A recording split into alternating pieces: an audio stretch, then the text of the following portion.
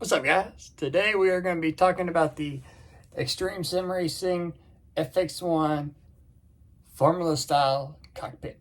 So, come on. Nah, don't switch the channel. Come on. Here we go. What is up, guys? All right, we are back in our seat. And if you're looking for a cockpit, look no further. This is by far the most comfortable cockpit I've ever sat in. I don't know how they did it. They have perfected the bucket seat. And I do my GT3 racing in it. It's far better than the GT3 racing rig that I had. Of course, Formula 1 in it. I do more ACC than F1 though. That's for another discussion. F1 and EA Sports. Moving on. So, before we kind of get into the nitpicks, I'm going to tell you what I loved about it, what I didn't love about it, and then we'll kind of run through the whole thing there. And excuse the room, it's kind of chaotic. The game room has also turned into the wife's greenhouse, I guess you could call it. So it's chaotic right now. Anywho, back on track. So, what I do love about it is super, super comfortable. Does not take up a lot of space. Really doesn't. And like I said, I can sit in here and I can play Microsoft Flight Simulator in here. Sitting here for 3 hours. No problem. And I am disabled with a spinal injury. And it does not hurt my back whatsoever. And there's minimal padding also. And it blows my mind that they were able to make the seat so comfortable with minimal padding. And it's so much better than the recline seats that I have because they do give you the option to adjust the seating with bolts, of course. It's not like, you can, but they have just perfected the seating position. So super, super comfortable. So GT3, definitely look into it. F1, gotta have it. Even rally. Now, I will say you're not going to have... so I do rallying for fun. It's kind of the relaxing. I don't do league racing in rally, so it's kind of relaxing for me. No pressure. If I crash, who cares? So I don't do the whole shifting and stuff. I do everything on my wheel. But if you are big into rally racing and you want the e-brake and everything, this isn't for you. No.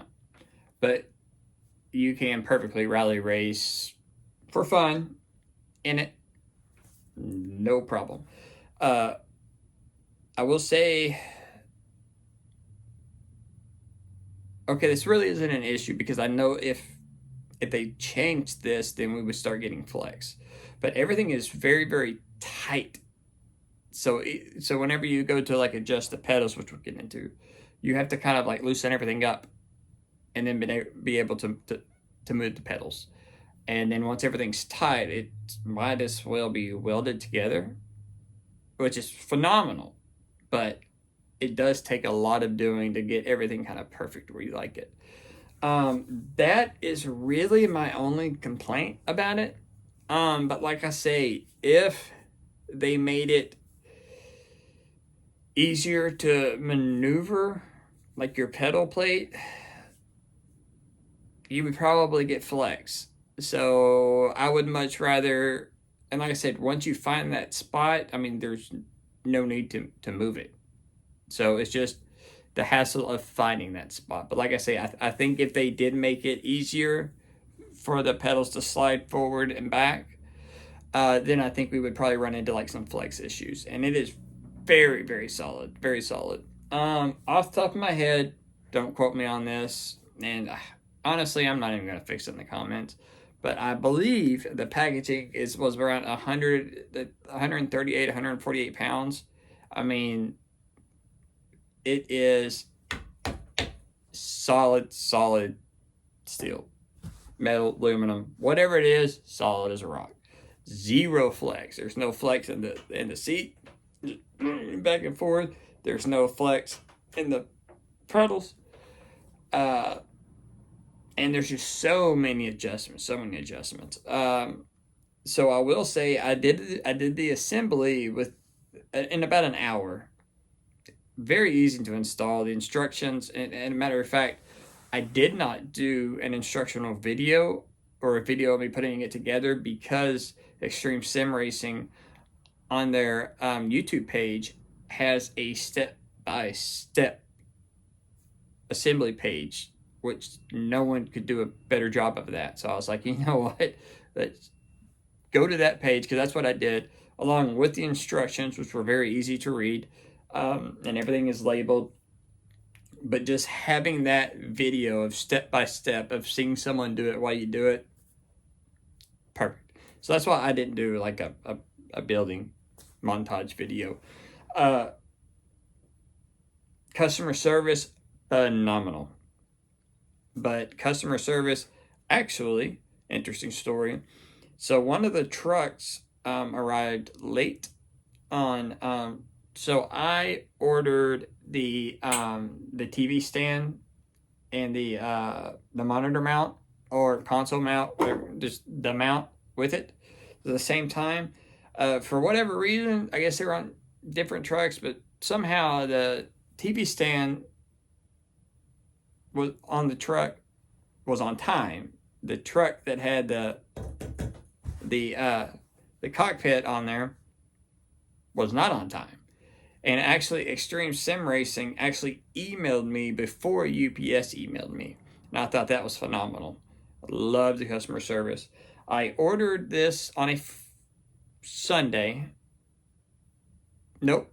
Sorry. I ordered this on a Saturday evening.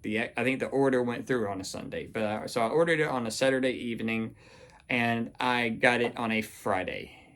And that was, I mean, granted, I do live in the States. The Extreme Sim Racing factory, I do believe, is in Miami, Florida. If it's not Miami, I do know it is in Florida. And so I do live in Arkansas. So it's not a great, it's not like cross country, but you can't ask for better. And like I said, they were constantly in touch with me. They let me know immediately, 3 hours before UPS, let me know, hey, the cockpit is going to arrive one day later because the truck had missed, however all that works. So I love one that they did, and they checked in on me, and then they let me know when it arrived, and they said, if there's any problems with it, please reach out to us and let us know. And I did email them, and I said, hey, just a heads up, the UPS guy did this end over end till he got to my door. I said, so just a heads up, I'm probably going to have to send some stuff back. They said, no problem, send pictures, and whatever it is, we'll get it sent right back out to you. My main concern was the seat. I really wasn't really concerned about the chassis, but the seat I was very concerned about because, fiberglass. So let's get on to the, not so much a con, but I will say, if you do order it, if you do GT3 racing, F1 racing, I highly recommend this cockpit. So it's not labeled as an all-in-one cockpit, but honestly, as comfortable as it is, you have no problem doing a 3-hour race for GT3. No problem at all. I don't think they should call it a Formula One cockpit. I think they should just say the GT3 / Hyper / Formula One cockpit. Because like I said, GT3 racing is way more comfortable than what my GT3 racing sim rig that I had is. So I don't even use that anymore. So now we'll get on to kind of the setup. So come with me. Got my head. No, don't skip the video. You're about to get the good stuff. So come on. All right, guys. So for my first thing that I love so much, you have so much more throttle control with this, because as you can see, there's 50%, that's going to be 25%, that's 75%, there's 100%. And it's so comfortable because your foot, but it does take getting used to. It really takes getting used to, because you're not pressing down, you're pushing forward with your foot. And I normally have shoes on, so it's kind of weird being barefoot. But I was slower at first, but even like braking is just so much easier, because like I said, you're in this Formula One position. I'll kind of back up here a little bit. So as you see, this is the Formula One. This is the Formula position, and the braking is just so much easier. You really don't even feel it in your hips. It's just so comfortable. But your throttle control is so much more accurate, because like I said, you in a normal position, you're pushing your foot down, and it's so much easy to put too much throttle. I have not yet to spin out in this, because like I said, it's so much easier to just ease that throttle, and I know where that 50% mark is, and it's just so much easier. But I was slow at first. So the first few laps I was exiting a lot slower out of the corners than what I was, because the travel feels a little longer in this position, which I love. It's a great thing, but it does take some getting used to. But once I got used to it, then I was exponentially faster. I think on an average on track, with not so much on the GT3 because of the traction control, but definitely in the F1, no traction control, I was definitely at least on average about a second faster, just because out of especially the slow corners, I was able to just hold that 50% longer, and then so I could stay in third gear exponentially longer than what I could when I used to, because usually I would go into third gear and immediately had to go into fourth, but I could actually accelerate the car out of third gear without wheel spin, and then when the rev lights got up, go into fourth. So I gained a whole heap of time there. So one thing before we get to the seat that I had forgotten is I wanted to show you that there is no flex. So I have it pushed down as hard as I can, and there's, just watch the edge, and you're going to see that there is no flex. And that is as hard as my leg can possibly. You know what? Let's do, we're going to put two legs into it, and you'll see there's no flex. Whew, all right. That wore me out. But yeah, there is no flex whatsoever with the load cell pedals. I don't know, maybe if I put on right here. And like I said, so when everything is tight, it might as well just be welded together. So now, onto the seat. All right, guys, so here is the seat. And as you can see, well, it's kind of hard to see. The padding does actually, it is Velcroed in. And as you can see, there's really not much to the padding. And then here is the seat. But I would love to know what the seating is made out of. And of course, you can also do the seat. So I will say on one thing with the seat is something that I did change. And you just line that up, push that up to the back, she's in like Glenn. So one thing that you will notice is, so the bottom seat did kind of come out a little bit, just about that much further. And to me, I didn't like having that kind of by my knees. So I actually did cut out a portion And you can, as you see here, you can unvelcro this and you can actually pull the padding out. And I mean, I'm not recommending this to anybody, but for my preference, I actually cut some of that foam out for it to be flush with the seat. And that was more comfortable to me. Now we're gonna get close up here. Now so this is kind of my magic number here, is middle to middle. And you can see I've kind of played around and tried with everything. And I will say, don't do what I did.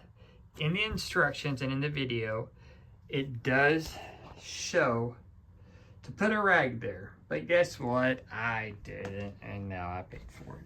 But you have the headrest, super, super, super comfortable. And the logo is stitched on there, so that's not rubbing off. Beautifully made too, by the way. But as I said, you know, you can see the seating as when we tore it off. It's not that thick, but my God, is it comfortable. And like I said, it just fits perfectly. So they have really nailed the bucket seat. And as you see, the back, so one reason why I did not get the play seat was because on the back, it like comes straight up. And here you can see it continues to curve just a little bit. It's not straight up and down. Super, super, super, super comfortable. And as you can see, I love the paint job. Now what you can't see in front is they actually have the Extreme Sim Racing logo on front there, but that's kind of just where I park my thing. Now this is where it kind of gets crazy. Don't mind the mess. So this is the TV stand, and I highly, highly recommend it because it lets you get the perfect position. And I do enjoy mine to where my eyes are actually looking where my steering wheel in real life would be. So I do have it lowered, but as you can see, the powder coating and the paint is just phenomenal. Now this is where you will adjust. You can slide it forwards and backwards for your pedals. And that is my happy spot. And you also get multiple ones here. And as you can see, you know, I've tried here and here, but this just seemed to be my little happy medium there. But so you loosen these, and then you have to loosen these to adjust, because this kind of holds the plate carrier on there, and that's what makes it so solid. And you'll see here on putting up your TV stand and your monitor stand, and I have it there because I do raise the TV whenever I'm doing Flight Simulator. But just everything, all the details and paint is just phenomenal. And let's get back to the stand. So guys, in my closing, I hope I kind of got what most questions people would have. If you have any questions, leave a comment. I do respond to every comment that I get, but I would seriously recommend this cockpit if you drive ACC, if you do Formula One, especially if you do both. This is definitely the cockpit for you. It by far. Zero flex in the seat, in the pedals, zero flex. So much customability.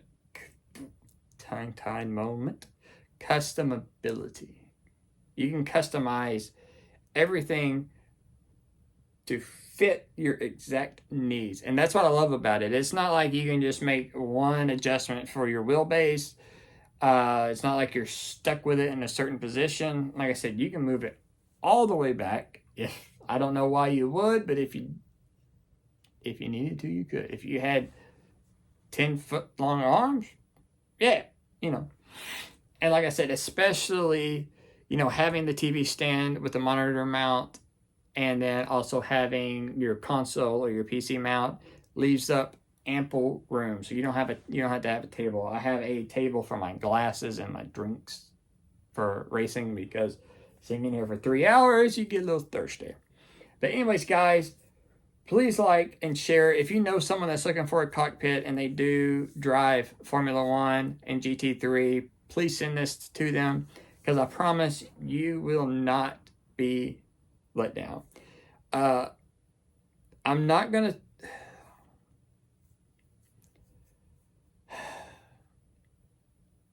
So, okay, I'll touch on a brief, because I don't really think this is that quite fair in a review, and something I have not sat in. But I will tell you why I almost bought the Alpine F1. I believe it was from Track Racer. The reason I did not, and it was a really hard choice, because I was like, oh, look at all the adjustments, because I do F1 and I do GT3. And I do rally racing, but that's for fun. I don't take that serious. I'm never going to buy a shifter and a handbrake, but it is fun to do. I really thought, I was like, you know, that is perfect. But then I saw how much flexibility it had, and like watching people and like watching the actual monitor vibrate. That's what threw me off. And I'd found a guy, because there really wasn't any reviews on YouTube on the FX1 from Extreme Sim Racing, but there was on Reddit. And so I found a guy that, and I asked him, I said, hey, is there flex in it? He goes, absolutely not. I said, perfect. So that's what we did. So I went with him, and I could not be happier. And as a matter of fact, my wife, when we pulled it out, she says, there's no way you're going to be able to sit in that for more than 30 minutes without hurting your back. And I don't know how they did it with minimal padding. I honestly,